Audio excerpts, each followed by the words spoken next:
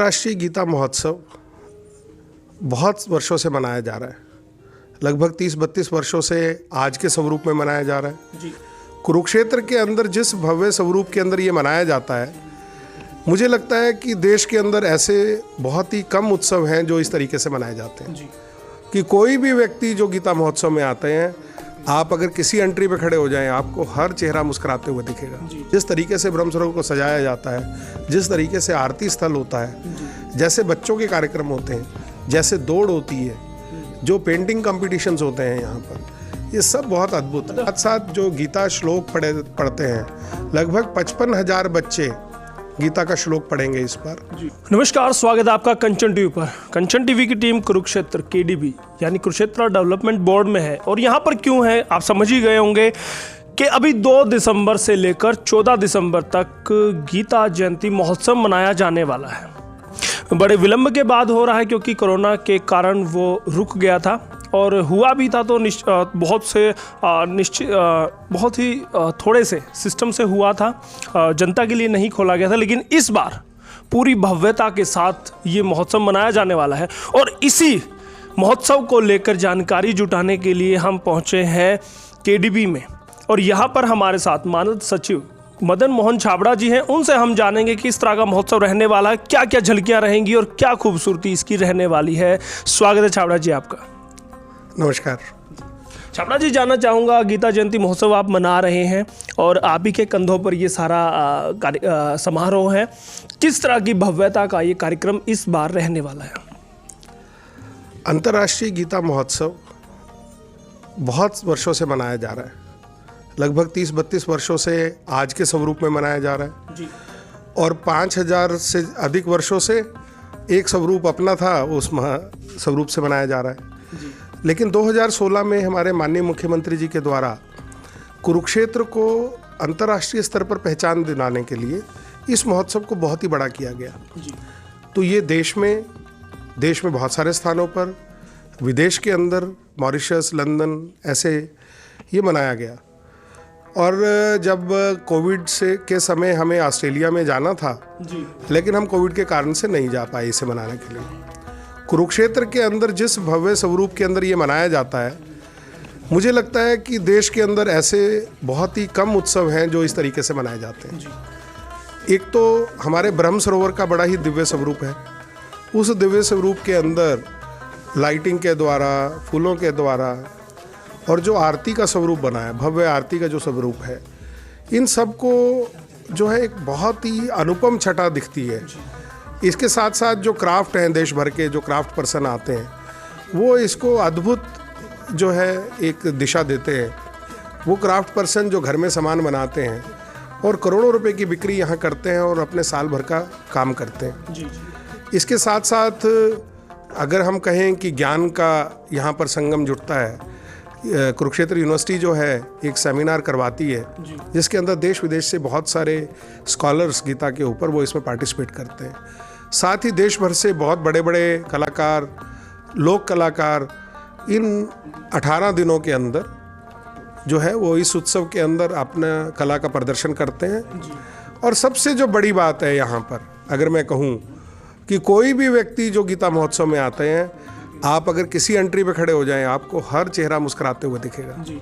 ये हमारी सबसे बड़ी अचीवमेंट है जी। और इसके लिए जो सबसे बड़ी जो हम धन्यवाद करते हैं, जो इसके अंदर सबसे बड़ा योगदान है, वो हमारे पूज्य संतों का, हमारे जो मुख्यमंत्री जी हैं उनका, सारे प्रशासन का, गवर्नर साहब का, इन सब का बहुत बड़ा योगदान इसके अंदर रहता है। और कुरुक्षेत्र के लोग जैसे इसमें भागीदारी करते हैं अपने, जैसे आपने कहा कि दीपदान, दीपोत्सव होता है यहाँ पे, उस दीपोत्सव के अंदर जो है बहुत सारी संस्थाएं और हजारों लोग उसके अंदर दिए जलाते हैं। और ये पिछले वर्ष से ही शुरू हुआ था, कोविड का समय था, ज़्यादा हम कुछ नहीं कर सकते, तो हमने लोगों की भागीदारी इस स्वरूप में की थी। तो उस स्वरूप को इस बार और बड़ा किया जाएगा जी। एक सवाल मेरा रहेगा, आज़ादी महोत्सव भी बीच में ही इंक्लूड किया गया है, उसके बारे में कुछ बताइए। बिल्कुल बिल्कुल, आज़ादी का अमृत महोत्सव चल रहा है, 75वां वर्ष है। हम 134 में से 75 तीर्थों के ऊपर गीता महोत्सव जो है मनाने जा रहे हैं जी। उसके साथ साथ जितने भी कल्चरल प्रोग्राम यहाँ पर होंगे वो सब कहीं ना कहीं आज़ादी के अमृत महोत्सव से जुड़े होंगे। जी। उसके साथ ही जो 75 स्वतंत्रता सेनानी, उनको चिन्हित करके हरियाणा के, जी। उन्हें इस गीता महोत्सव के दौरान सम्मानित किया जाए उनको या उनके परिवार को। जी जी। तो ये आज़ादी का अमृत महोत्सव उन शहीदों को याद करने का समय है जिनके कारण से हम आज़ाद हैं, जिनके कारण से हम इस तरह के सांस्कृतिक उत्सव मना सकते हैं। मतलब धर्म के साथ साथ आपने जो हमारे महापुरुष हैं, जो हमारे वीर वीरांगना हुए, उनको भी आप यहाँ सम्मानित करने वाले हैं। देखिए, ये सिर्फ धर्म नहीं है, ये संस्कृति है हमारी। और अगर हम बात करते हैं कि संस्कृति इस सारे देश को जोड़ती है, तो वो संस्कृति क्या है? जी। क्या वो खान पान है? क्या वो हमारी वेशभूषा है? क्या है वो संस्कृति? वो संस्कृति ये हमारा धर्म ही है। जिसे आप धर्म कहते हैं, मैं उसे संस्कृति कहता हूँ। मतलब अगले 13 दिन कहा जा सकता है कि वो 13 दिन धर्म से सराबोर रहेगा। 18 दिन 2 तारीख से लेकर और 19 दिसंबर तक ये कार्यक्रम चलेगा, जिसमें से 9 से 14 मुख्य आयोजन होंगे। तो ये जो है एक बहुत अद्भुत जो है दृश्य होगा देखने वाला। जिस तरीके से ब्रह्म सरोवर को सजाया जाता है, जिस तरीके से आरती स्थल होता है, जैसे बच्चों के कार्यक्रम होते हैं, जैसे दौड़ होती है, जो पेंटिंग कॉम्पिटिशन्स होते हैं यहाँ पर, ये सब बहुत अद्भुत है। तो हर दिन कुछ ना कुछ नया होगा, नया यहाँ पर आने वाले जो विजिटर होंगे, जो यात्रीगण होंगे, उनको कुछ अलग से मिलने वाला है। हर दिन कुछ अलग होगा और हर वर्ग के लिए कुछ अलग होगा। हर वर्ग के लिए। जी बिल्कुल। मैं बता दूं कि 18 दिन मानद सचिव जी ने बताया है कि 18 दिन यहाँ पर धर्म संस्कृति से जुड़ाव कुछ ना कुछ अलग होगा और देश ही नहीं विदेशों से भी लोग पहुँचे, कुछ ऐसा ही है। बिल्कुल, दुनिया भर से लोग आएंगे। और एक टैगलाइन इस बार हमने बनाई है, हरि का ठिकाना हरियाणा, गीता की धरती पर एक बार जरूर आना। हरि का ठिकाना हरियाणा, गीता जयंती एक बार जरूर आना, ये टैगलाइन रहने वाली है इस बार। सचिव महोदय, आपने बताया कि भव्यता खूब रहेगी, धर्म से सराबोर रहेगा, संस्कृति से सराबोर रहेगा, लेकिन इन सब पर खर्चा कितने आने वाला है? बजट क्या रहने वाला है इस बार की जयंती महोत्सव का? देखिए, बजट इस बार पहले से कम रहेगा, क्योंकि जो मुख्य पंडाल है वो इस बार नहीं लग रहा। पुरुषोत्तमपुरा बाग के अंदर ही वो आयोजन किए जा रहे हैं। तो अभी तो मुझे इसका बहुत ज़्यादा आइडिया नहीं है कि क्या रहेगा, लेकिन पहले से काफ़ी कम रहेगा। काफ़ी कम रहेगा, लेकिन फिर भी दिल खोलकर खर्चा किया जाएगा? नहीं, खर्च ऐसे दिल खोल के खर्चा कभी नहीं किया जाता। खर्चा उतना ही किया जाता है जो इस सांस्कृतिक उत्सव को मनाने में आवश्यक है।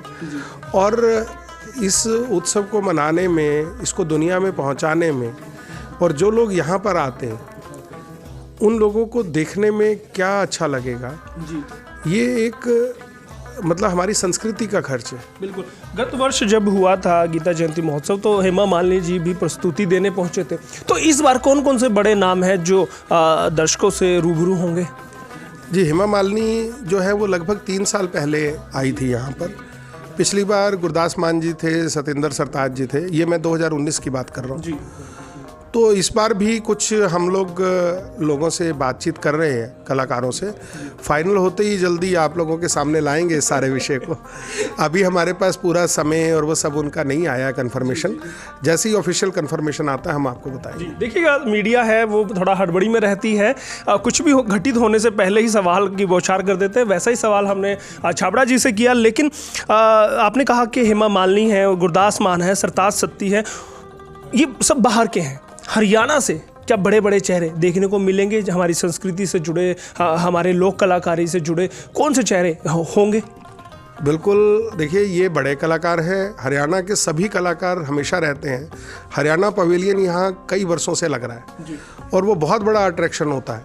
इस बार जो एक स्टार है हमारे गजेंद्र फोगाट जी, उनको भी हमने निवेदन किया है कि आप भी हमारे यहाँ परफॉर्म करें एक बार, तो वो इस बार रहेंगे यहाँ पे। जी देखिएगा, वो तो घर के स्टार हैं, बीजेपी के अपने स्टार हैं, सरकार के अपने स्टार हैं, वो तो पहुँचेंगे, जाहिर सी बात है वो आएंगे। लेकिन जब वो आएंगे छटा बिखेरेंगे, अलग ही अनुभव रहेगा यहाँ पर। लाइट, साउंड का और भव्यता, और जो आरती होती है संध्या आरती, उसमें एक बार ज़रूर शरीक आप होइएगा, अलग ही एहसास रहता है। और सचिव महोदय, भव्यता रहती है, स्कूल हैं, कॉलेज है, वो पार्टिसिपेट करते हैं। बच्चे कैसे इसमें पार्टिसिपेट कर सकते हैं? जो स्कूल है यहाँ से 100-200 किलोमीटर है, वो भी यहाँ पर पार्टिसिपेट करना चाहते हैं, इसका एक हिस्सा बनना चाहते हैं, किस तरह वो जुड़ सकते हैं? देखिए, पहले तो मैं आपकी बात का जवाब दूं, कलाकार कभी किसी पार्टी का नहीं होता। कलाकार तो इस देश का कलाकार है, इस संस्कृति का कलाकार है। दूसरा, बच्चे इसके अंदर बहुत अच्छे से पार्टिसिपेट कर सकते हैं। क्विज कंपटीशन जो है डिस्ट्रिक्ट इंफॉर्मेशन ऑफिसर की तरफ से चलाया जा रहा है, ऑफिस की तरफ से चलाया जा रहा है। इसके साथ साथ जो गीता श्लोक पढ़ते हैं, लगभग 55,000 बच्चे गीता का श्लोक पढ़ेंगे इस बार। और वो बहुत ही आनंदित करने वाले क्षण होते हैं जब 14 तारीख को 14 दिसंबर को 55,000 विद्यार्थी जो है एक साथ गीता श्लोक पढ़ेंगे ऑनलाइन। ऑफलाइन भी कुछ बच्चे होंगे जो सिंबॉलिक होगा। और जैसे ही ये कोविड का ख़त्म होगा और इस सारे आयोजन को हम जो कोविड की गाइडलाइंस हैं जिस तरीके की, उससे साथ मिलके मना रहे हैं। और जैसे ही आयोजन मतलब कोविड की छाया ख़त्म होगी तो फिर से जैसे 18,000 बच्चे ऑफलाइन जुड़ते थे वो और बहुत सारे ऑनलाइन जुड़ते थे, तो अब हमें एक प्लेटफॉर्म भी दिया है कोविड ने कि हम ऑनलाइन बहुत सारे बच्चों को साथ जोड़ के एक बड़ा भव्य आयोजन करेंगे। जी, आपने कहा कि कोविड गाइडलाइन का यहाँ पर ध्यान रखा जाएगा, तो मैं जानना चाहता था या दर्शकों को भी जानकारी मिल जाए, मास्क कंपलसरी होगा, सोशल डिस्टेंसिंग को क्या बना लिया जाएगा, कैसे सब मैनेज किया जाएगा? जी, जो भी उस वक्त की परिस्थिति होगी, जो भी उस वक्त नियम होंगे, मास्क क्या होगा तो मास्क कंपलसरी होगा, सोशल डिस्टेंसिंग होगी, सब कुछ होगा जैसे नियम होंगे। मास्क तो हम समझ ही सकते हैं, दर्शकों को भी मैं कहूँगा मास्क तो आपको लगा के ही आना होगा, घर से लीजिएगा, केडीबी आपको नहीं देने वाली है, वो आपको खुद की व्यवस्था करनी पड़ेगी। मीडिया जन है, मीडिया आपके कुरुक्षेत्र से ही नहीं पूरे हरियाणा या पूरे भारत से आएंगे। कुछ मीडिया जन है जो हरियाणा के रेवाड़ी से हैं, झज्जर से, चंडीगढ़ से हैं, वो भी चाहेंगे यहाँ कवर करना, तो उनके लिए क्या गाइडलाइन रहेगी? क्या उनके लिए कोई पास बनेगा या वो आके यहाँ पर अपना नॉमिनेशन अपना रजिस्ट्रेशन करा के सीधा एंट्री करके यहाँ कवरेज कर सकता है? देखिए, ये सारी व्यवस्था डीपीआरओ ऑफिस के अंदर है और इस सारी व्यवस्था को डीपीआरओ देख रहे हैं, तो उनसे वो लोग संपर्क कर सकते हैं। डीपीआरओ कुरुक्षेत्र से? कुरुक्षेत्र से, केडीबी से नहीं, कुरुक्षेत्र के डीपीआरओ है नरेंद्र सिंह जी, आप उनसे संपर्क कर सकते हैं, वो सारी व्यवस्था करेंगे। चलिए, बहुत बहुत धन्यवाद करूंगा। बहुत लंबा इंटरव्यू हो गया लेकिन जरूरी था ताकि सब तक जानकारी पहुंचे। बहुत बहुत धन्यवाद छाबड़ा साहब। बहुत धन्यवाद, आपका धन्यवाद, आपके श्रोताओं का धन्यवाद। तो ये थे मदन मोहन छाबड़ा जी जो जानकारी दे रहे थे।